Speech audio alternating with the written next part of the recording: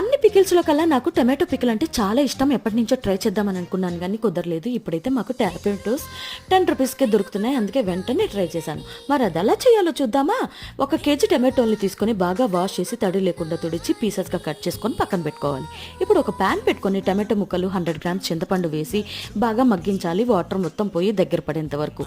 ఇప్పుడు దాన్ని బాగా చల్లారనిచ్చి మిక్సీ జార్లోకి వేసి 100 గ్రామ్స్ రాళ్ళ ఉప్పు లేదంటే నార్మల్ సాల్ట్ అయినా పర్లేదు, కారం 100 గ్రామ్స్, పసుపు 1 టేబుల్ స్పూను, వెల్లుల్లి 40 గ్రామ్స్, మెంతిపిండి 1 టీ స్పూన్, ఆవపిండి 2 టేబుల్ స్పూన్స్, జీలకర్ర పొడి 1 టీ స్పూన్ వేసి గ్రైండ్ చేసి పక్కన పెట్టుకోండి.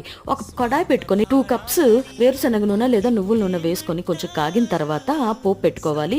ఉద్దిపప్పు, శనగపప్పు, ఆవాలు, జీలకర్ర, వెల్లుల్లి, ఎండుమిర్చి, కరివేపాకు, ఇంగువ వేసి బాగా కలిపి టమాటో పేస్ట్ని కూడా వేసి బాగా కలిపి 10 మినిట్స్ లో ఫ్లేమ్లోనే బాగా ఉడికించాలి, ఆయిల్ సపరేట్ అయ్యేంత వరకు. ఇప్పుడు స్టవ్ ఆఫ్ చేసి పచ్చడిని బాగా చల్లారనిచ్చి బాటిల్లో స్టోర్ చేసుకోండి. పచ్చడి అయితే అదిరిపోయింది.